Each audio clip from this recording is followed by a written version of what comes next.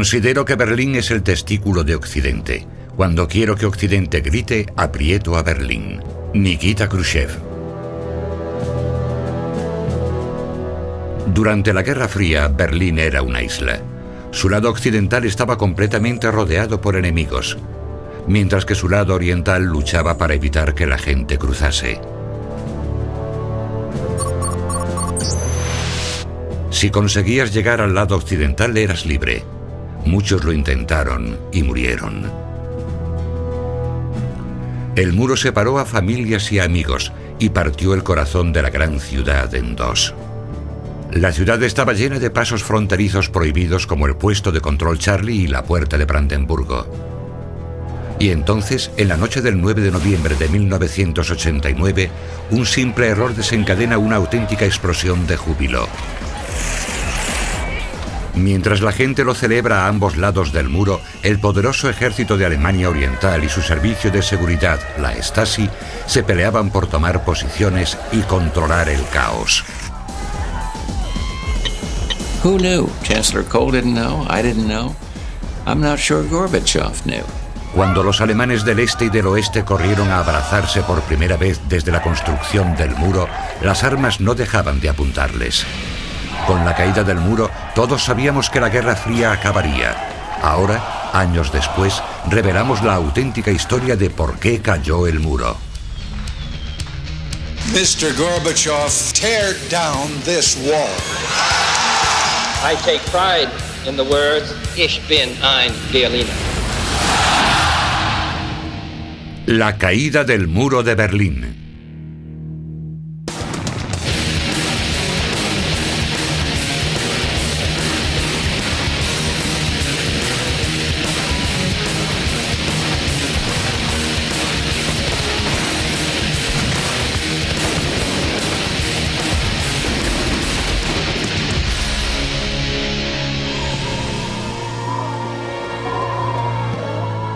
Al término de la Segunda Guerra Mundial, en 1945, soviéticos, ingleses, franceses y americanos firman un pacto.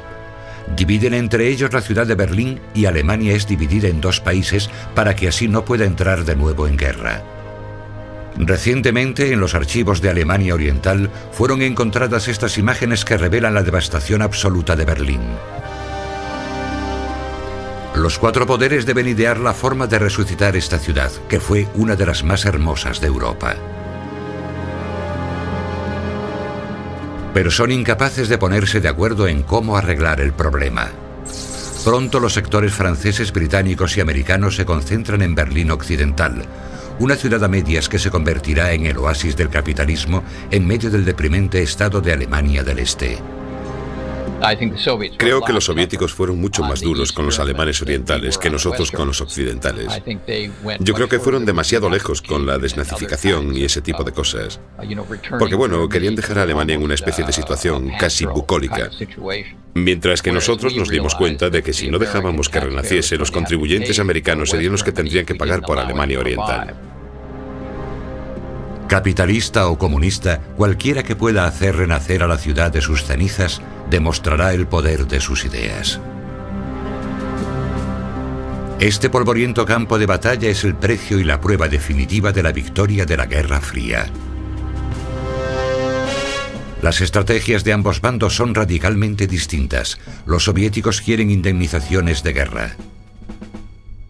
Los tres aliados occidentales no. Los soviéticos entraron encubiertamente y dejaron a Alemania Oriental sin herramientas ni maquinaria. Los Estados Unidos incluyen a Alemania Occidental en el Plan Marshall para ayudar a la reconstrucción. Los soviéticos intentan convertir a Alemania Oriental en una plataforma para sus ideas sobre economía planificada y centralizada. Los Estados Unidos fomentan el capitalismo y el libre mercado. Según la KGB, Stalin llegaba tarde a sus reuniones con Churchill y Eisenhower. Las salas tenían micrófonos ocultos para que después Stalin pudiese escuchar los planes de los occidentales. La presión sobre los soviéticos aumenta cuando Estados Unidos promueve la doctrina Truman, declarando que los americanos deben apoyar a los pueblos libres que están resistiendo intentos de agresión de minorías armadas o presión exterior.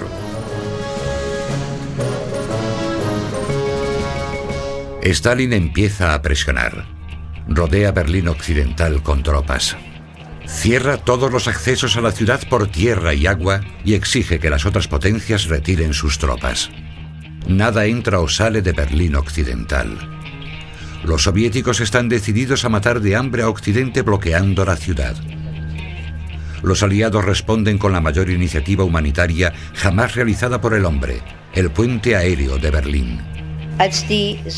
Cuando los soviéticos bloquearon las entradas a Berlín para que la comida no pudiese llegar a la población, los aliados recurrieron a un puente aéreo.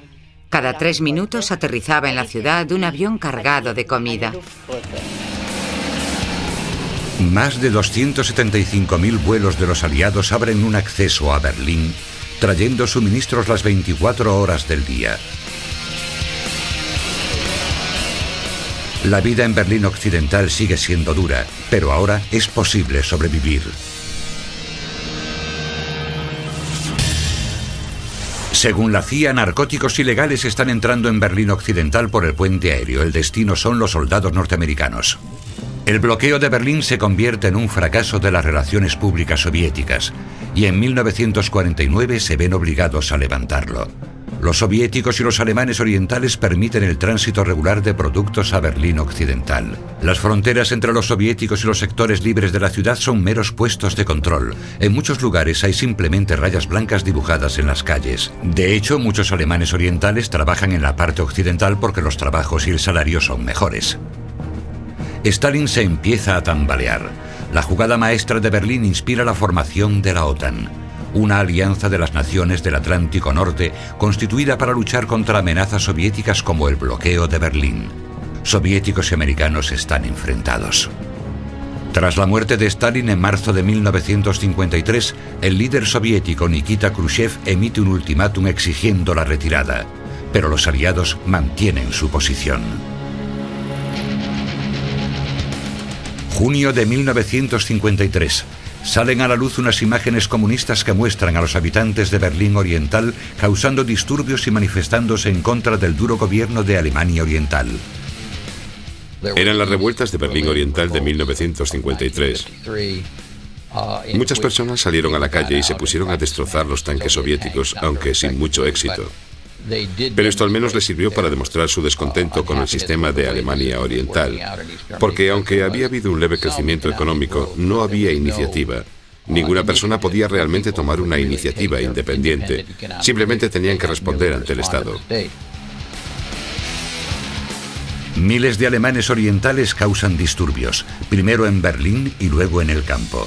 Sueltan a prisioneros políticos e invaden el gobierno de Alemania Oriental. Pero pronto aparece el auténtico poder detrás de Ulbricht y la RDA. Los soviéticos se llevan rápidamente a su títere político en un tanque y se encargan de los manifestantes en las calles. Más de 1000 alemanes orientales murieron ese mes en 1953. Muchísimos alemanes orientales estaban yéndose, se iban a Alemania Occidental, y esto estaba amenazando la estabilidad del Estado comunista de Alemania Oriental. Así que estábamos recibiendo informes sobre lo que el presidente Kennedy tenía pensado hacer, sobre lo que el canciller Adenauer estaba diciendo y sobre lo que Willy Brandt, el alcalde de Berlín Occidental, iba a hacer al respecto. Teníamos la sensación de que algo inminente y drástico estaba a punto de suceder, pero no sabíamos de qué se trataba. Según la KGB, los comunistas sabían que en las revueltas de Berlín había agentes infiltrados de la CIA haciéndose pasar por trabajadores. Berlín Occidental es la llaga purulenta de los soviéticos, pero el dirigente del Partido Comunista, Walter Ulbricht, ha ideado un plan para solucionarlo. En agosto de 1961, Khrushchev aprueba los planes secretos de construcción. Varios kilómetros de alambre de espino cercan Berlín Oriental y miles de guardias fronterizos son forzados a prestar servicio. Los soviéticos colocan a soldados fuertes y disciplinados para asegurarse de que la sorpresa salga según sus planes. El muro está a punto de nacer.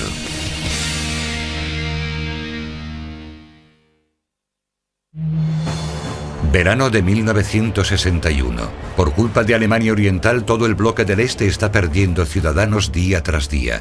Los líderes de Alemania Oriental, como el presidente del partido, Walter Ulbricht, suplica al Kremlin que le permita cerrar completamente la frontera. Hay gente en Alemania Occidental que quiere que movilicemos a los obreros de la construcción del Capitolio de la República Democrática Alemana para que levanten un muro.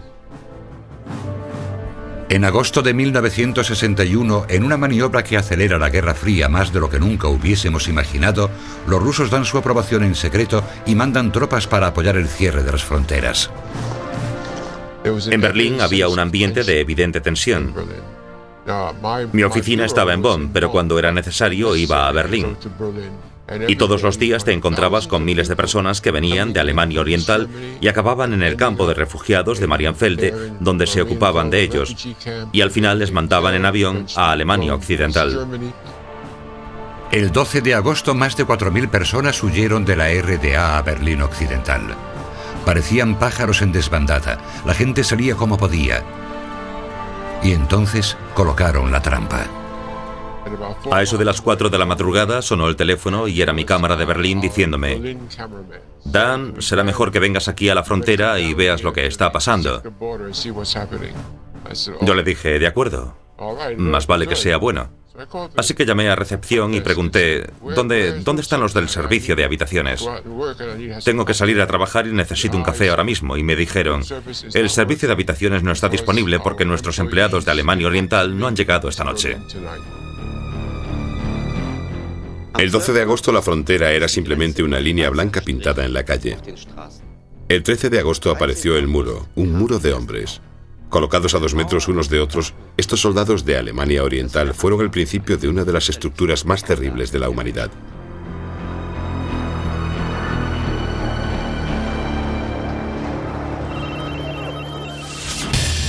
Según informes del Ejército Rojo, Alemania Oriental se habría echado atrás si Alemania Occidental hubiese derribado inmediatamente la alambrada de espino que rodeaba Berlín.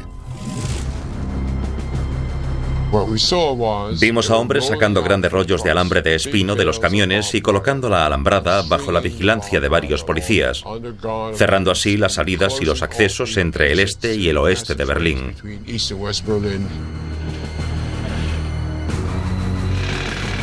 Todas las entradas están cerradas y te puede tocar en la parte buena o en la mala. El tren y el metro dejaron de funcionar. Cortaron las líneas telefónicas y un cordón de soldados dividió las calles y los edificios en dos. Los berlineses occidentales iban al sector oriental. Los orientales iban a trabajar a la parte occidental. Todo esto fue posible hasta 1961, hasta que se construyó el muro y todo cambió radicalmente.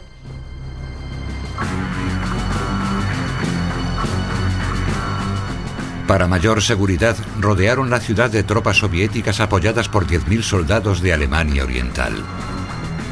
Primero, los soldados empiezan a colocar los 40 kilómetros de alambre de espino y los postes de cemento.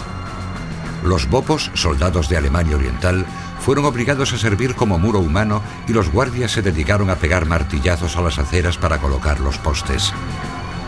El alambre de concertina empieza a rodear la ciudad formando una barrera que pronto abarcará más de 160 kilómetros. El muro parece un improvisado campo de prisioneros, excepto que los prisioneros están al aire libre mirando hacia un próspero y rico Berlín occidental. Indignados, los occidentales se enfrentaron a la resolución de los comunistas. Se enfrentaron con bayonetas a los bopos armados. La RDA respondió con furgonetas antidisturbios, emplazamientos de artillería y barricadas antitanques.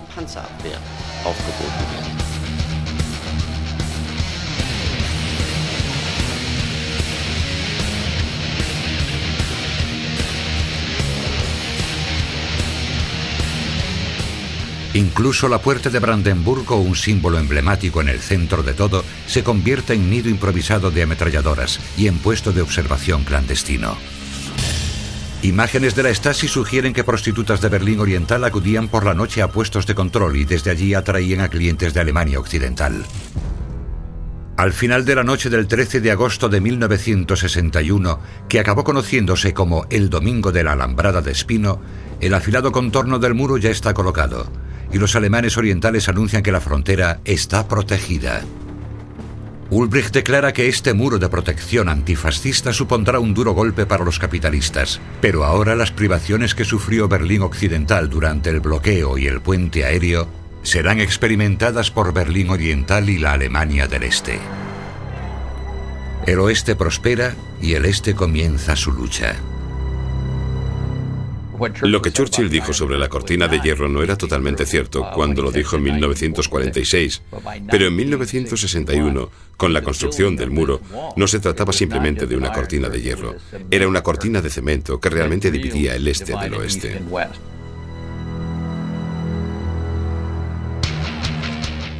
Justo después del domingo de la Alambrada de Espino, se producen huidas a un ritmo trepidante. El muro está altamente vigilado por los bopos, pero ni siquiera ellos son inmunes a la fiebre de fuga que arrasa el este. Un cámara consigue filmar una imagen increíble de un joven soldado de la RDA saltando la Alambrada de Espino. En los primeros días del muro había muchos agujeros por los que escapar.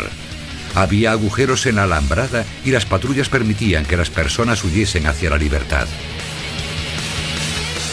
Uno de los métodos de huida más populares y también uno de los más terribles consistía simplemente en saltar de un edificio.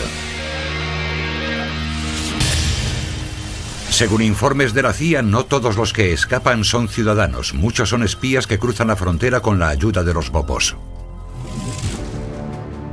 El muro destruye literalmente muchos barrios, dividiendo plazas y edificios.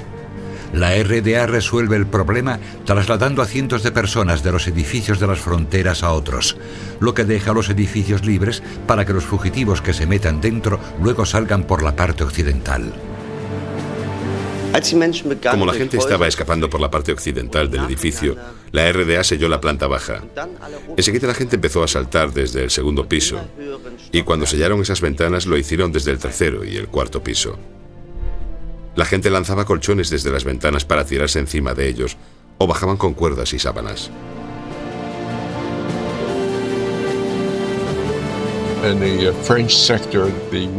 En el sector francés, el muro era el de una casa y de casualidad yo estaba por allí cerca cuando un niño consiguió entrar en una habitación de la misma. Se tiró y se mató. Saltó desde un tercer piso y se mató.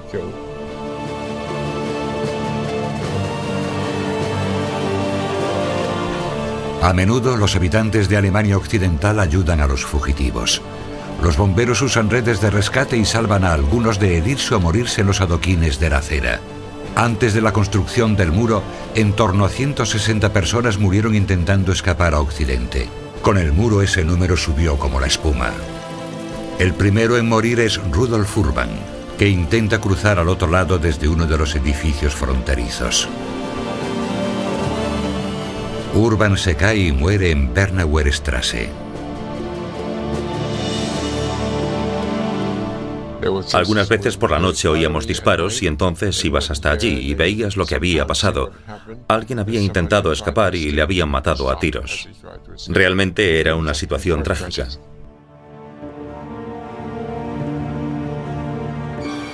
Ahora ya están colocados los primeros bloques de cemento desprendidos del muro y los edificios que utilizaron los fugitivos están totalmente cerrados. Usando rutas que recientemente han sido reveladas, aquellos que quisieran escapar tendrían que ser mucho más listos o mucho más valientes. ¿Encontrarán caminos secretos para llegar a Occidente o deberán enfrentarse al muro?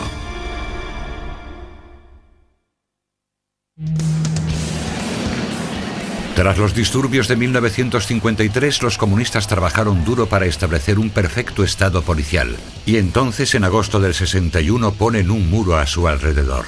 Al principio consistía solo en una alambrada de espino y algunos guardias, pero pronto parece que el muro vaya a quedarse allí para siempre. Yo creo que se tardó un poco en asimilar la realidad. Me refiero a que la gente no se dio cuenta de que iba a ser de 4 metros de alto y 60 centímetros de ancho. Iba a ser imposible salir de allí. Quiero decir que era absolutamente permanente. Creo que a mediados de agosto la gente no tenía la sensación de que se trataba de una barrera permanente. Pero claro, en septiembre la gente tuvo que asimilarlo a marchas forzadas.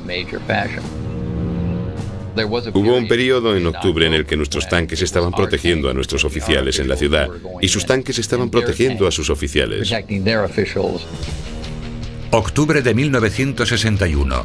El problema de la libertad de tránsito de los oficiales americanos casi inicia una tercera guerra mundial. Los guardias de Alemania Oriental insisten en examinar los pasaportes americanos y los americanos insisten en viajar sin ser molestados. El ejército americano aparece con jeeps y tanques para apoyar a sus oficiales. Y enseguida los soviéticos invaden la ciudad con 10 de sus tanques para enfrentarse a otros 10 tanques Patton americanos en el puesto de control Charlie. El enfrentamiento en el puesto de control Charlie fue realmente uno de los momentos más peligrosos de la Guerra Fría. Con esta confrontación el mundo se estaba exponiendo a una guerra nuclear. Nunca antes los soldados soviéticos habían apuntado sus armas contra los americanos y viceversa. La tensión era casi insoportable.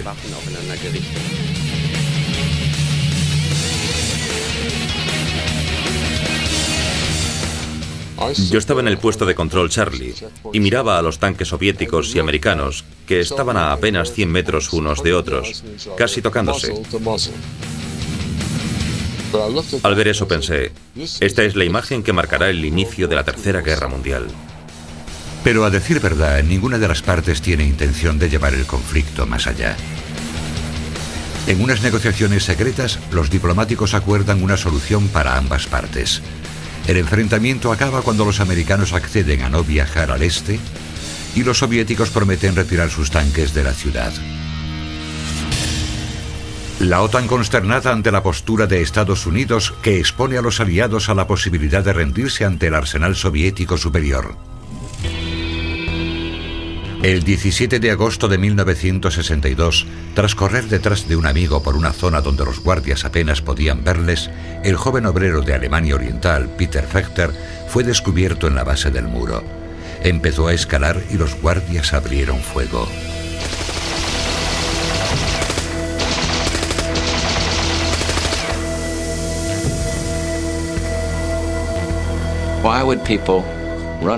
¿Por qué la gente correrá en busca de la libertad sabiendo que la policía de Alemania Oriental les disparará en tierra de nadie? Cientos de espectadores en ambos lados del muro observan el drama mientras el joven se muere en la calle. Los berlineses de la parte occidental no pueden llegar hasta él. Los bobos de la parte oriental tienen miedo de que los americanos les disparen. Dispararon a uno de ellos, le dejaron desangrarse hasta morir y luego se lo llevaron. Un símbolo para aquellos que buscaban la libertad. Así, Peter Fechter muere al pie del muro de Berlín. Los berlineses occidentales están indignados por la actuación de los americanos. Por tanto, el presidente John Kennedy se pone a trabajar duro para ganarse otra vez su apoyo y motivación. There are many people in the world who really don't understand, or say they don't, what is the great issue between the free world and the communist world. Let them come to Berlin. On the way. Cuando estaba subiendo las escaleras para salir al balcón, le dijo a su intérprete alemán: no se me dan muy bien los idiomas, pero ¿qué podría decirles en alemán que les gustara oír? All free men, wherever they may live, are citizens of Berlin. And therefore, as a free man, I take pride in the word, Ich bin ein Berliner. Ich bin ein Berliner. Soy un berlinés. Y entonces la gente se volvió loca. Creo que, excepto la crisis con Cuba, Kennedy reconocería que este fue uno de los periodos de mayor tensión de su gobierno. La gente intenta salir de allí de todas las maneras posibles. Los alemanes orientales atraviesan corriendo los puestos de control. En algunos casos, roban autobuses o taxis. A veces lo consiguen, pero otras mueren en las barreras o como consecuencia de los disparos de los popos. Según informes secretos de Alemania Oriental, las barreras fueron modificadas para evitar que la gente pudiera saltárselas en coche y que se añadieron barrotes verticales para evitar que la gente se metiese por debajo. Durante un tiempo, el alcantarillado de Berlín sirve como ruta de huida. Todo el sistema de alcantarillado ofrece una ruta de huida para aquellos que pueden soportar los olores y el estrecho espacio de las antiguas cañerías.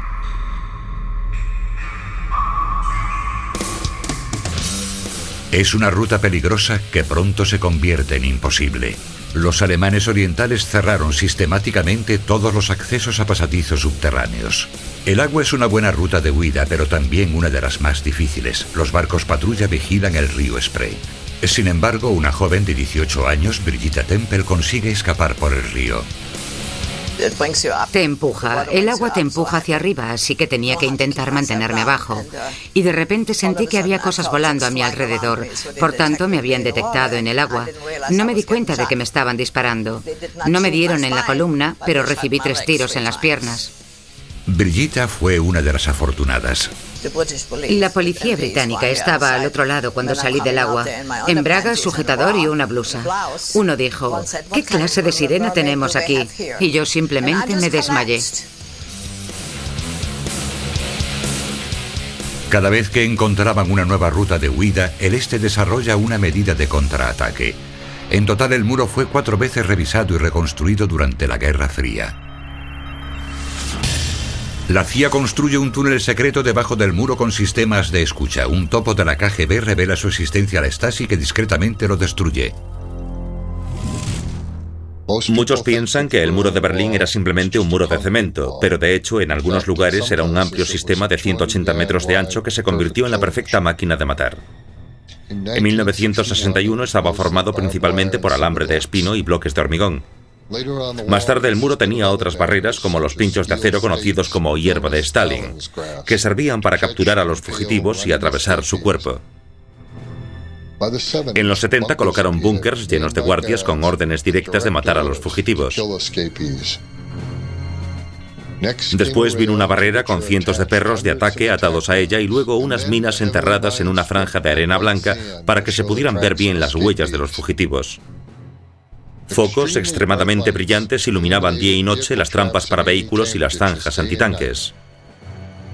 Justo detrás de los focos construyen una carretera especial para coches militares ultrasilenciosos que fueron modificados para andar lo más sigilosamente posible. Y luego hay una valla electrificada dotada de un sistema de alarma. Suponiendo que el fugitivo consiga llegar tan lejos, se enfrenta a un muro de cemento en el lado oeste de 3 a 4 metros de altura. En la parte de arriba de ese muro hay unos tubos de amianto construidos de un material especialmente resbaladizo para que nadie pueda agarrarse con las manos o con un garfio. El muro fue pintado de blanco brillante para que así a los francotiradores y guardas de la parte este les resultara más fácil ver el objetivo. Los guardias de Alemania Oriental reciben pagas extras y medallas de honor por disparar y matar a refugiados. En la primavera de 1989, después de más de 30 años matando fugitivos, el gobierno de Alemania del Este ordena a los guardias el alto el fuego. Recientemente han salido a la luz unos documentos de la Stasi que muestran cómo las pistolas automáticas fueron rápidamente desmontadas. El terror empieza a desaparecer de la zona de muerte. El muro sigue en pie, pero se tambalea ante los vientos que anuncian nuevos cambios. Las décadas de construcción y diseño diabólico terminarán gracias a un sorprendente error humano.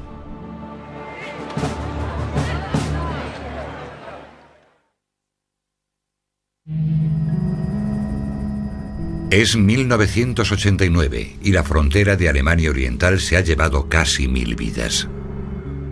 Nadie sabe cuánta gente fue capturada, encerrada y ejecutada intentando escapar del paraíso de los trabajadores comunistas de la República Democrática Alemana. Sin duda, la parte más mortal de la frontera de la RDA es el muro de Berlín, pero en 1989 hay indicios de que el fin de la cortina de hierro está cerca. Cuando echas la vista atrás, supongo que es comprensible que se le diera tanta trascendencia a las declaraciones de Gorbachov en su visita a Berlín Oriental, cuando dijo que la política de la RDA no se decidiría en Moscú, sino en Berlín. Eso era una clara renuncia a la utilización de la fuerza para mantener al Imperio Soviético unido. Aún así, el temido muro de Berlín todavía sigue en pie. Los soviéticos, bajo el mandato de Gorbachov, estaban retirándose cada vez más y se crea un vacío de poder. El gobierno de Alemania Oriental es dirigido por Egon Krenz y hasta ahora nadie en Occidente ha entendido cómo y por qué este gobierno provocó la caída del muro. Era una época en la que todo el mundo sabía que se producirían grandes cambios en Europa del Este, pero nadie sabía cuándo y cómo se desarrollarían los acontecimientos en Alemania Oriental, y esa era la cuestión. Gorbachov teme que se pueda producir un inminente golpe de Estado en Moscú. No se fía de que el Ejército Rojo obedezca sus órdenes.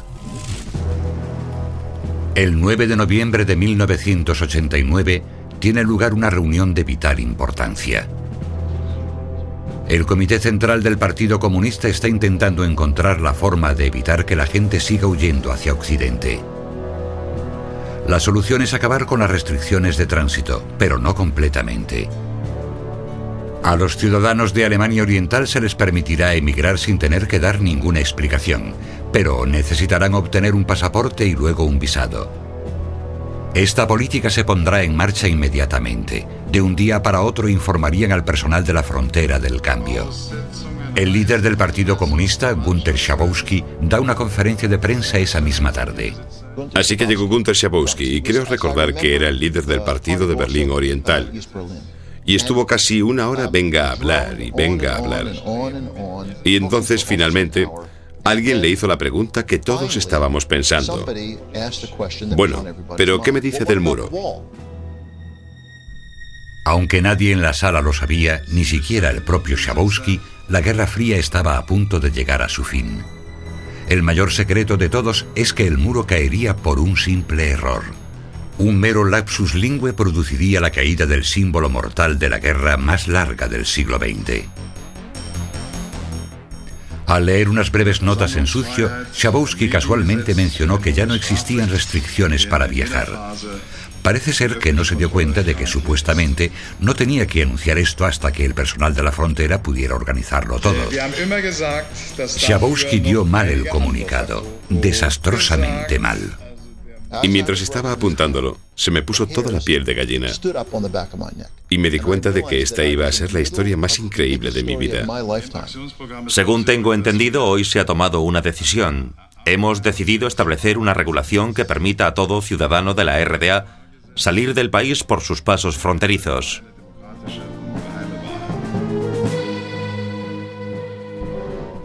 El shock en la sala fue tremendo.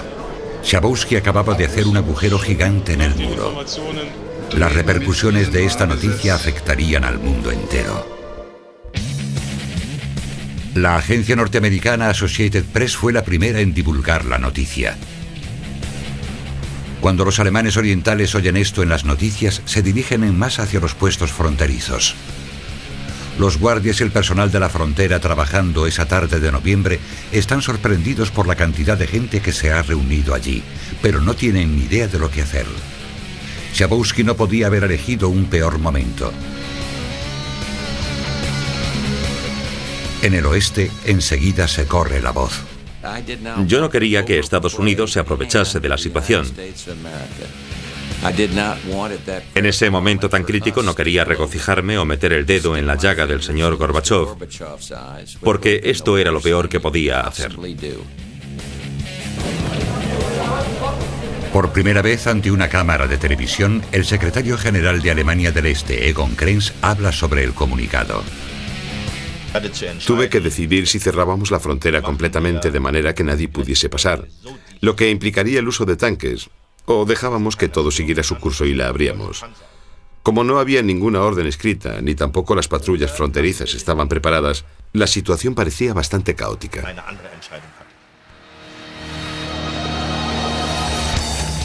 El ejército de Alemania del Este se pone en estado de alerta para el combate. Es medianoche en Moscú y el Kremlin aún no se ha pronunciado.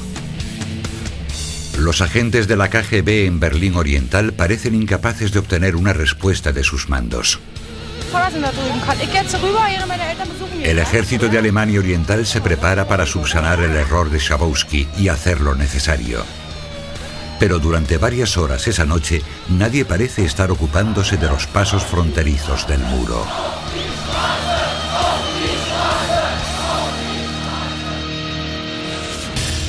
Se rumorea que esa noche estaban asistiendo al estreno de una película gay titulada Coming Out y por eso no cogían las llamadas. Así que los guardias fronterizos están simplemente ahí, de pie, sin saber qué hacer, y entonces decenas, luego cientos y luego miles de berlineses orientales curiosos, luego nerviosos y luego quizá cada vez más enfadados, van llegando a los puestos de control. Y finalmente los guardias fronterizos se rinden y les dicen, vale, pasad, y la barrera se abre. Permitir que los alemanes orientales pasen a la parte occidental es una cosa. Dejar que los de la parte occidental pasen a la oriental es otra completamente distinta. Si la RDA no puede controlar sus propias fronteras, ya no es una nación soberana. Ahora ya no hay vuelta atrás. Helmut Kohl, el canciller de Alemania Occidental, utiliza un viejo dicho alemán para resumir la situación.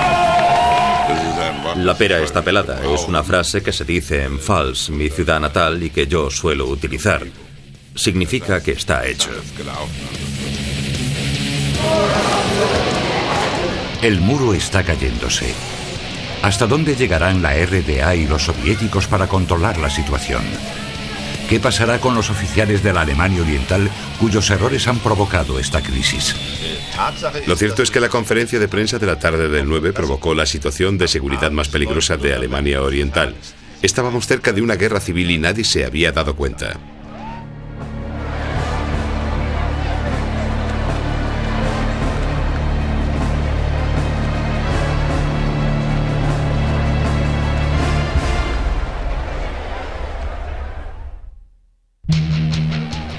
El 9 de noviembre de 1989, en el muro de Berlín, la historia cambió radicalmente.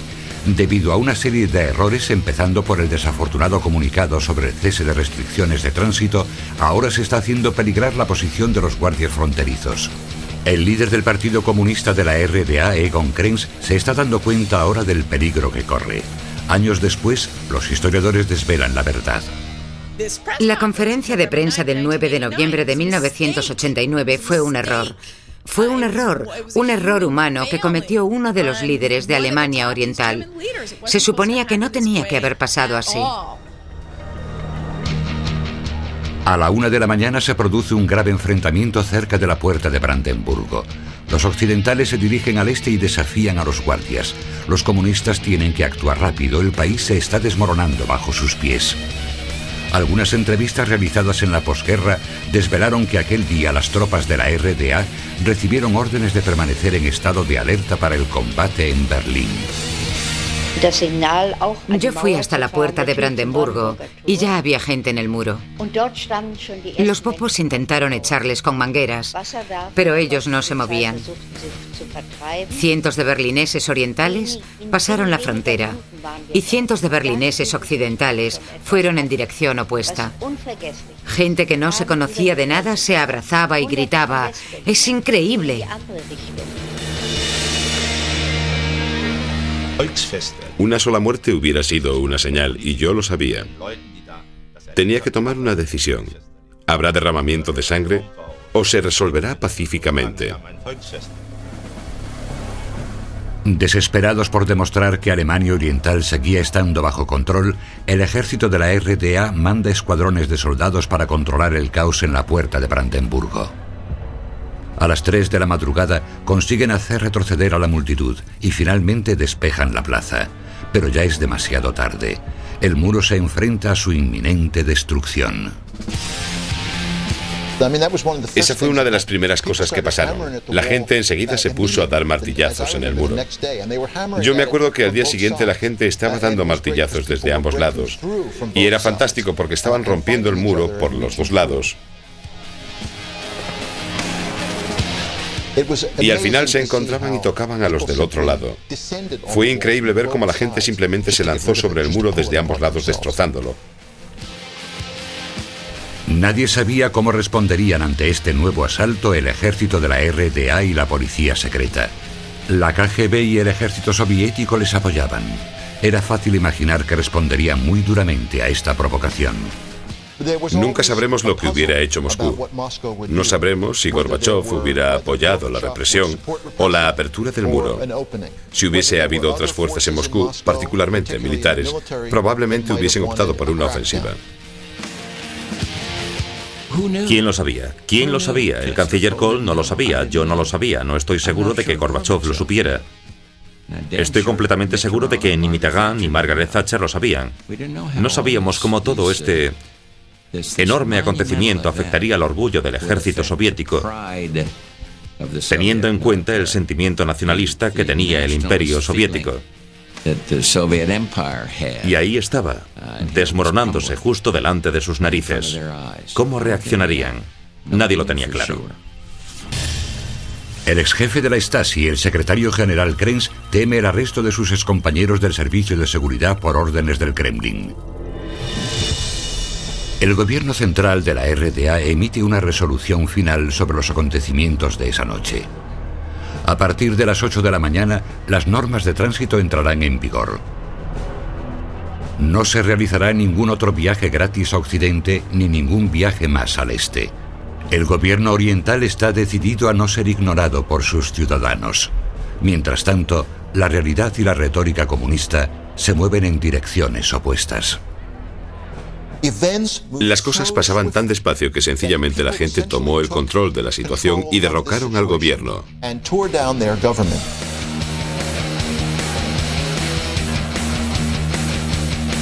4.000 tanques se concentraron en la RDA. Eran capaces de acabar con toda la resistencia y ganar a cualquier oponente. Me llamó el diplomático soviético y me dijo en un tono muy serio: Moscú está sorprendido de lo ocurrido en el muro de Berlín anoche. Finalmente, los expertos de la KGB y el Kremlin se enteran de los acontecimientos ocurridos la noche anterior. Exigen que los alemanes orientales controlen la situación y ofrecen a la RDA todo su apoyo militar. Después de todo, las fuerzas del Pacto de Varsovia están concentradas en torno a Alemania. Recientemente han salido a la luz documentos que revelan que los alemanes orientales movilizaron 2 unidades de élite de combate urbano en respuesta a los comunicados soviéticos. Al final, el hombre que promovió la Glasnost acabó con la situación. Me enteré de los acontecimientos el 10 de noviembre por el embajador. El embajador me contó lo del comunicado de Schabowski y que habían abierto las fronteras. Le dije que habían hecho bien. En la televisión pude ver cómo la gente expresaba sus sentimientos.